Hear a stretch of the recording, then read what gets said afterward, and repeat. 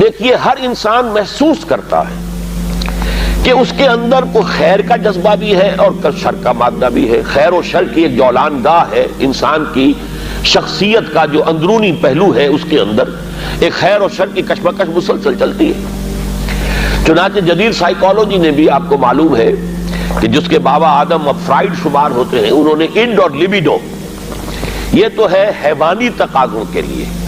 بھوک لگتی ہے، پیاس لگتی ہے، کوئی چٹخارے بھی، زبان جو چٹخارے بھی مانگتی ہے، یا یہ کہ جنسی لذت ہے، تلذذ ہے جو انسان حاصل کرنا چاہتا ہے، یا یہ کہ جیسے تمام حیوانات کو آرام کی بھی کچھ نہ کچھ ضرورت ہوتی ہے، انسان کو بھی، یہ تمام اس کے حیوانی تقاضے ہیں. لیکن اس کے ساتھ ہی وہ کہتا کوئی ایگو بھی ہے انسان میں، تو خودی بھی ہے، کوئی انا بھی ہے. انسان نرا حیوان نہیں ہے. اگرچہ جو فلسفہ ڈارون کا ہے، اس نے تو انسان کو نرا حیوان بنا دیا، وہ تو اس کے علاوہ کسی اور چیز کو کسی درجے میں بھی تسلیم اور ریکگنائز ہی نہیں کرتا. لیکن فرائیڈ کا میں کم سے کم اس درجے میں قائل ہوں کہ اس نے تو ویسے انسانی شخصیت کے 3 لیولز کو ریکگنائز کیا ہے، اور وہی 3 لیول ہے جو قرآن بیان کر رہا ہے. اگرچہ وہ جو پہلا لیول ہے اس کو تو یقیناً اس نے صحیح سمجھا ہے، لیکن دوسرے اور تیسرے لیول کو وہ صحیح طور پر آئیڈینٹیفائی نہیں کر سکا اور ایک دوسرے سے ممیز نہیں کر سکا. یعنی انڈ اور لیبیڈو یہ تو حیوانی تقاضے ہیں، جس کو قرآن کہتا ہے نفس امارہ، انسان کا وہ نفس کہ جو اسے بدی کا حکم دیتا ہے. اس لیے کہ ظاہر بات ہے پیٹ کھانے کو مانگتا ہے، اسے اس سے غرض نہیں کہ حلال ہے یا حرام ہے. چٹخارا جو ہے وہ تو اپنی تسکین چاہتا ہے، اسے اس سے بحث نہیں کہ کوئی چیز جائز ہے یا ناجائز ہے. شہوت کا جذبہ جب برانگیختہ ہوتا ہے تو اسے تو اپنی تسکین چاہیے، سیکشول گریٹیفیکیشن جسے آپ کہتے ہیں، سینشول گریٹیفیکیشن. اسے اس سے بحث نہیں کہ جائز راستہ ہے یا ناجائز راستہ ہے، لہذا وہ حد اعتدال سے تجاوز کرے گا، صحیح راستے سے ہٹے گا. یہ گویا کہ اس کی سرشت کے اندر ہے. اس لیے ان نفس لامارۃ بالسوء، یہ ان یا لیبیڈو ہو گیا. دوسرا لیول وہ کہتا ہے ایگو ہے، تیسرا وہ سپر ایگو کہتا ہے. اگرچہ قرآن مجید نے اس کے لیے 3 علیحدہ اصطلاحات استعمال کی، نفس، قلب اور روح. 3. سپر ایگو اصل میں روح ہے، لیکن وہ نہیں سمجھ پایا اس کو. اس کی ڈیفینیشن جو ہے سپر ایگو کی وہ بڑی مختلف ہے، لیکن یہ میرا اس وقت کا موضوع نہیں ہے. اس وقت میں صرف یہ چاہتا ہوں کہ ریکگنائز کریں کہ یہ انسان کے اندر 2 پہلو ہیں جن میں کشاکش ہے. ایمان مجھے روکے ہے تو کھینچے ہے مجھے کفر، کعبہ میرے پیچھے ہے کلیسا میرے آگے ہے. ہر انسان کو محسوس ہوتا ہے کہ ہے. اب اس میں ہر شخص یہ سمجھتا ہے کہ اگر کوئی شخص باہمت ہے، دنیا میں کوئی بڑا کام کرنا چاہتا ہے، ایک تو یہ کہ عام آدمی ہے، حیوانوں کی سطح پر بس اپنے تقاضے پورے کیے اور زندگی بسر کر دی، بتا دی، جس کو میں کہا کرتا ہوں کہ زندگی اس نے نہیں بتائی، زندگی نے اسے بتایا ہے. زندگی نے اسے گزارا ہے، اس نے زندگی نہیں گزاری. زندگی تو وہ شخص گزارتا ہے جو اپنا کوئی ہدف معین کرتا ہے، کوئی آئیڈیل، کوئی آدرش، کوئی نصب العین وہ اس کی زندگی میں ہے، جس کے لیے وہ محنت کرتا ہے، بھاگ دوڑ کرتا ہے، اس کے حصول کی کوشش کرتا ہے. اب جو شخص بھی اپنے سامنے کوئی ہدف رکھے گا، مقصد رکھے گا، آدرش رکھے گا، اسے جو کام کرنا ہے اس میں اسے یقیناً اپنے نفسانی تقاضوں کو مارنا پڑے گا، دبانا پڑے گا. ساری رات سوئیں گے اگر پاؤں پھیلا کر تو زندگی میں کہاں اونچا مقام حاصل کریں گے. آپ انگریزی میں بھی محاورہ جانتے ہیں، burning mid night oil, mid night lamp, ساری رات آدھی رات جاگ کر کام کرتے ہیں. تبھی تو یہ کہ جو حضرت علی نے بھی کہا ہے کہ یغوث البحر من طلب العالی ومن طلب العلا سہر اللیالی. جو شخص چاہتا ہے کہ میں موتی سمندر کی تہہ میں سے نکال کر لاؤں تو اسے ظاہر بات ہے کہ اسے سمندر میں غوطہ لگانا پڑے گا. اسی طریقے سے جو زندگی میں اونچا مقام چاہتا ہے اسے راتوں کو جاگنا پڑے گا. ومن طلب العلا سہر اللیالی ومن طلب العلا من غیر قد اضاع العمر فی طلب المحال. بغیر محنت اور کوشش کے اگر کوئی شخص چاہتا ہے کہ کوئی اونچا مقام حاصل ہو جائے تو وشفل تھنکنگ میں وہ اپنی زندگی ضائع کر بیٹھتا ہے، کوئی اونچا مقام حاصل نہیں کر سکتا.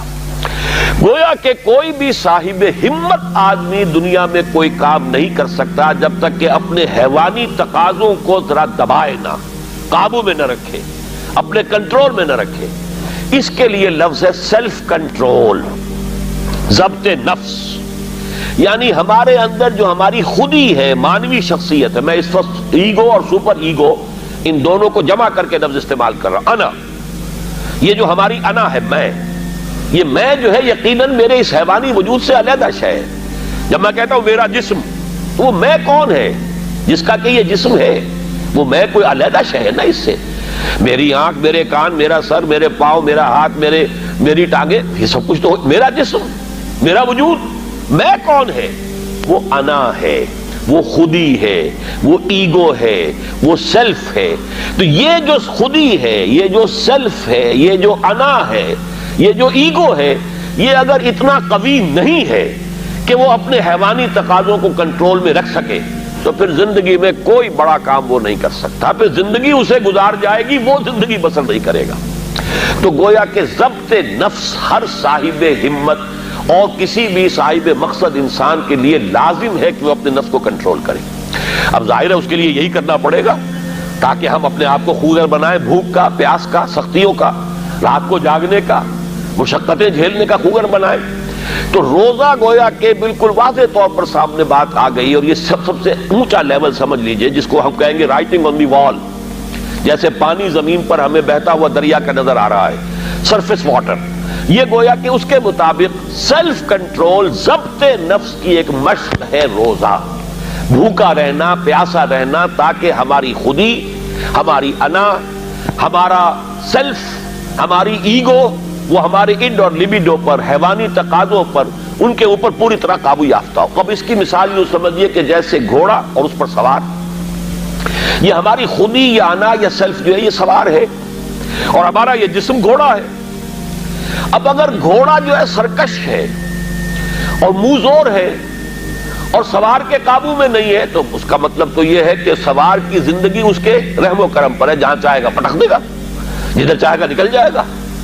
لیکن اگر سوار جو ہے وہ طاقتور ہے، مضبوط ہے، گھوڑے کے اوپر اس نے قابو کیا ہوا ہے، اس کی دونوں رانیں جو ہیں وہ بھی گھوڑے کو محسوس ہو رہی ہیں کہ میری پسلیوں کے اندر پوری قوت کے ساتھ ڈسی ہوئی ہیں، لہذا وہ گھوڑا جو ہے اب حکم مان رہا ہے اپنے سوار کا. تو اب یہ کہ انسان جو ہے اس سواری کے ذریعے سے اپنا جو بھی مقصد ہے، جو منزل ہے، وہاں تک پہنچ جائے گا.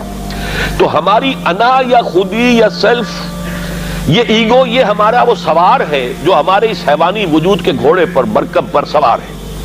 اگر تو یہ خودی مضبوط ہے، توانا ہے، طاقتور ہے، کنٹرول میں ہے، تو یہ جو جسم ہے، یہ حیوان جو ہے، یہ گویا کہ اب اس کے تابع ہو گیا اور وہ اپنے مقصدی زندگی کے حصول کے لیے اس کو استعمال کرے گا. اور اگر یہ کمزور ہے، اس کی انا یا خودی، تو پھر تو وہ زندگی جو ہے اور اس کے حیوانی تقاضے اسے جس طرح چاہیں گے استعمال کر دیں گے. تو پہلی بات ہوئی کہ یہ ضبط نفس ہے. اور ایک بات یہاں پر تھوڑی سی اور واضح کر دوں، اسلام نے سیلف انیہیلیشن کی اجازت نہیں دی ہے، سیلف کنٹرول کی اجازت دی ہے. یہ جو راہبانہ تصورات رہے ہیں دنیا کے مذاہب کی جو تاریخ ہے، اس میں تو سیلف انیہیلیشن، اس نفس کو کچل دو، کچل دو، کچل دو. جیسی جیسی تپسیائیں ہندو یوگی کرتے رہے ہیں، یا جیسی جیسی ریاضتیں رہبان جو ہوتے تھے حضرت عیسیٰ علیہ السلام کے ماننے والے عیسائی راہب، اگر آپ ہسٹری آف کرسچین موناسٹسزم پڑھیں گے تو واقعی رومتے کھڑے ہو جاتے ہیں کہ کتنی تپسیائیں اور کتنی ریاضتیں سخت وہ لوگ کرتے تھے. لیکن یہ اسلام میں نہیں ہے. لا رہبانیت فی الاسلام. اسلام نے تو کہا یہ تمہارا وجود، تمہارا گھوڑا، اسے استعمال کرو، بس تمہارا کنٹرول اس پر ہونا چاہیے، تم اس کے تابع نہ ہو جاؤ، یہ تمہارے تابع رہے. یہاں تک کہ حضور نے حضرت عبداللہ ابن عمرو بن العاص رضی اللہ تعالیٰ عنہما، ان کی ایک حدیث بھی ہمیں آج پڑھنی ہے. حضرت عمرو بن العاص جو ہیں وہ تو بڑے سیاستدان اور جرنیل، وہ تو اور طرح کے انسان تھے مزاجی اعتبار سے، اور یہ جو ان کے بیٹے ہیں عبداللہ ابن عمرو بن العاص، یہ انتہائی زاہد و عابد، انتہائی زاہد، ہر روز روزہ اور پوری رات کھڑے ہیں، نوافل پڑھ رہے ہیں. تو حضور کو جب معلوم ہوا، بلایا، یا عبداللہ اولم اخبر انک تصوم الدہر و تقوم اللیل. اے عبداللہ، مجھے تو یہ خبر دی گئی ہے کہ تم ساری رات کھڑے رہتے ہو، نماز پڑھتے ہو، نہ تمہارا سروکار اپنے گھر والوں سے ہے، نہ بیوی سے کوئی تعلق ہے، نہ کسی اور سے ہے، اور پورا ہر روز روزہ رکھتے ہو. انہوں نے عرض کیا، بلا یا رسول اللہ، حضور ایسا تو ہے، کیسے انکار کرتے؟ فرمایا لا تفعل، ہرگز مت ایسا کرو. فَإِنَّ لِنَفْسِكَ عَلَيْكَ حَقًّا. ذرا یہ حدیث کے ان الفاظ کو نوٹ، تمہارے نفس کا بھی تم پر حق ہے. اس نفس کو کچلنا نہیں ہے، اس کو کل نہیں کرنا ہے، سیلف انیہیلیشن نہیں ہے، اس کا بھی حق ہے. تمہارا حق ہے کہ تم اپنے نفس کو تغذیہ بھی فراہم کرو، تقویت بھی دو، اس کے تقاضے پورے کرو، اس کے لیے مناسب وقفہ آرام کا بھی رکھو، یہ نفس کے بھی حقوق ہیں۔ وَإِنَّ لِنَفْسِكَ عَلَيْكَ حَقًّا وَإِنَّ لِزَوْجِكَ عَلَيْكَ حَقًّا وَإِنَّ لِزَوْرِكَ عَلَيْكَ حَقًّا، تمہارے نفس کا بھی تم پر حق ہے، تمہاری بیوی کا تم پر حق ہے، تمہارے جو بھی آنے والے ملنے والے ہیں، وزٹرز ہیں، زیارت کرنے والے، ان کا بھی تم پر حق ہے، تو سب کا حق ادا کرنا ہے۔ تو اس نفس کا بھی حق تو ادا کرنا ہے، لیکن اسے کنٹرول میں رکھنا ہے۔ تو پہلی بات تو یہ سمجھ میں آئی کہ صوم ایز سچ، ابھی رمضان کا ہم نے کوئی تذکرہ نہیں کیا، یہ صوم جو ہے کھانا پینا کچھ عرصے کے لیے روکنا، کچھ اور اپنی خواہشات پر قدغن لگانا، یہ گویا کہ ایک ایکسرسائز کے طور پر سامنے آئی سیلف کنٹرول کے لیے۔ لیکن اس سے اگلا مرحلہ آتا ہے، اگر یہ ایکسرسائز میں نے خود معین کی ہوتی تو اس کا مسئلہ کچھ اور ہوتا، لیکن چونکہ یہ ایکسرسائز جس کا نام صوم ہے یہ اللہ نے فرض کی ہے، گویا کہ اگر میں کچھ نہیں کھا رہا ہوں تو اس لیے نہیں کھا رہا کہ اللہ کو اس کا کھانا اس وقت پسند نہیں ہے، میں اگر نہیں پی رہا ہوں تو اس لیے نہیں پی رہا کہ اللہ کی طرف سے اجازت نہیں ہے، میری منقوہ بیوی موجود ہے لیکن میں اگر اس سے اس وقت ہم بستر نہیں ہو رہا تو اس لیے نہیں ہو رہا کہ میرے رب کا حکم نہیں ہے۔ گویا کہ اب یہاں کیا معاملہ ہوا کہ خودی کو مضبوط کرو لیکن پھر اسے خدا کے سامنے جھکا دو۔ یہ جب انسان کی خودی مضبوط ہو، پہلا مرحلہ تو یہ ہے، اگر آپ کی خودی مضبوط نہیں ہے اور ایاک نعبد و ایاک نستعین، اندر سے نفس کہہ رہا ہے کہتے رہو تم ایاک نعبد و ایاک نستعین، میں تو نہیں مانتا حکم، تم جھک بھی گئے ہو رکوع میں، تمہارا جسم تو جھکا ہے، تمہاری مانوی شخصیت تو اکڑی ہوئی کھڑی ہے، وہ جھکنے کو تیار ہی نہیں۔ وہ جو کہتے ہیں مولانا روم کہ نفس ما ہم کم طرف فرعون نیست لیکن اورا ایرا نیست، میرا نفس بھی فرعون سے کوئی کم تو نہیں ہے۔ فرعون نے کہا تھا الیس لی ملک مصر، کیا مصر کی بادشاہی میری نہیں ہے؟ وہذہ الانہار تجری من تحتی، اور یہ سارا اریگیشن سسٹم میرے کنٹرول میں، جس کو چاہوں پانی دوں، جس کو چاہوں روک دوں۔ اسی طرح میرا جسم کہتا ہے، میرے اندر کا نفس کہتا ہے یہ میرا وجود ہے، اس پر میرا حکم چلے گا، میں نہیں جانتا کیا حلال کیا حرام، کون خدا کیا اس کے احکام۔ تو یہ جو نفس کہتا ہے نفس ما ہم کم طرز فرعون نیست لیکن اورا ایرا نیست، چونکہ فرعون کے پاس لاؤ لشکر بھی تھا، اس نے ڈنکے کی چوٹ میں کہہ دیا انا ربکم الاعلی، میرے پاس لاؤ لشکر نہیں ہے، میں کہہ تو کچھ نہیں سکتا، لیکن میرا نفس اندر سے یہی کہتا ہے کہ یہ میری اقلیم ہے، یہ میری سلطنت ہے، اس پہ میری مرضی چلے گی۔ اس حوالے سے جب تک کہ انسان کی خودی جو ہے قابو یافتہ نہیں ہے اپنے وجود پر، اس وقت تک اس کا یہ کہنا ایاک نعبد و ایاک نستعین بے معنی ہے، اس کا کوئی مفہوم ہی نہیں۔ میں اس کی مثال یہ دیا کرتا ہوں کہ فرض کیجئے شہنشاہ اکبر کا دور ہے یا شاہجہاں کا یا جہانگیر کا، اور کوئی ہندو راجہ کہیں کا تھا، اس سے پہلے باغی تھا، اب وہ حاضر ہوا ہے سر اطاعت خم کرنے کے لیے، تو اس کا یہ فعل اسی وقت بامانی ہے جب اس کی اپنی حکومت اس ریاست میں قائم ہے۔ اگر معلوم ہو کہ وہ تو وہاں بغاوت ہو چکی، وہاں تو کسی اور کی حکومت ہے، اب یہ آیا ہے اطاعت قبول کرنے کے لیے، تو اس کا آنا بے معنی ہے۔ بالکل یہی ہے ہمارا، جب میرا اپنے وجود پر کنٹرول ہی نہیں تو میں کس شے کو اللہ کے سامنے پیش کر رہا ہوں۔ اسلمت وجہی الیک اللہم انی وجہت وجہی الیک واسلمت نفسی الیک، اے اللہ میں نے اپنے نفس کو تیرے سامنے جھکا دیا ہے، تیرے سامنے سرنگوں کر دیا ہے، وہ نفس تو میرا کہنا مان ہی نہیں رہا۔ تو پہلی بات تو یہ ہے کہ خود ہی اتنی طاقتور ہو کہ وہ اپنے وجود کے اوپر حکمران ہو، پھر وہ اپنی پوری شخصیت کے ساتھ اللہ کے سامنے جھکے۔ جب یہ مضبوط اور توانا خودی خدا کے سامنے اپنے آپ کو گرا دیتی ہے، بچھا دیتی ہے، اس کا نام تقویٰ ہے، اللہ کا تقویٰ۔ وہ کیفیت نفس کی جس میں ایک یوں سمجھئے وہ شخصیت جو سپلٹ نہیں ہے، جو کہ آرگینک ہول کی حیثیت سے یہ ایک شخصیت ہے، اور اس کے اندر اس کی خودی جو ہے حاکم اور حکمران ہے، وہ خودی اب اپنے آپ کو اللہ کے سامنے سردگوں کر رہی ہے، اور اس نے اپنے آپ کو اللہ کے حوالے کر دیا ہے۔ اسلمت نفسی الیک وفوضت امری الیک واسنبت ظہری الیک۔ اے اللہ، یہ رات کی دعا ہے جب حضور سوتے ہوئے دعا، جب آپ اپنا رخ کر لیتے تھے کعبے کی طرف داہنے ہاتھ کروٹ لے کر، اللہم انی وجہت وجہی الیک واسلمت نفسی الیک وفوضت امری الیک واسنبت ظہری الیک، بڑی پیاری دعا ہے۔